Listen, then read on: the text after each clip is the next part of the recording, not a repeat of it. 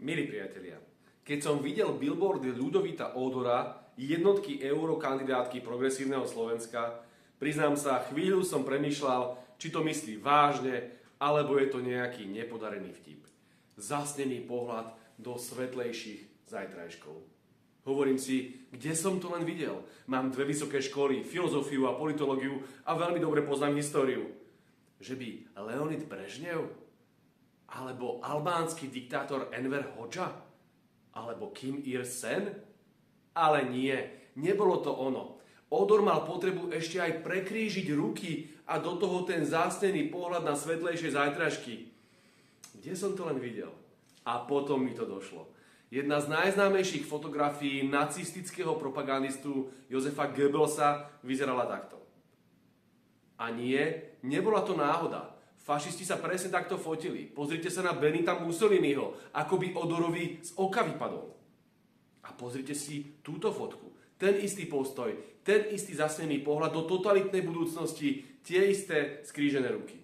Prepáčte, ale toto nie je náhoda. Majú to v hlavách, je to ich mentálne nastavenie, je to ich inštinkt. Tento teatrálny a gíčovitý výjav je typický pre všetkých totalitárov. Pre všetkých tých, ktorí si myslia, že sú nositeľmi pravdy s veľkým P. A každý, kto má iný názor, je spodina a dezolát. Je len jedna pravda, jedna vyvolená ideológia, len jedna budúcnosť, na ktorú spanilo hladíme a nepripustíme žiadnu inú alternatívu. Liberálny a progresívny kapitalizmus. Vidím ho tam v diaľke, úplne som z toho dojatý.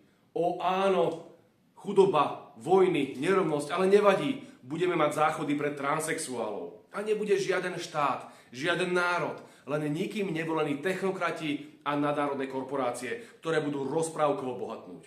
A my Slováci budeme pre ne kmitať ako novodobí otroci. Áno, toto vidí Ódor. Progresivistickú totalitu. My hovoríme nie, ďakujeme, neprosíme.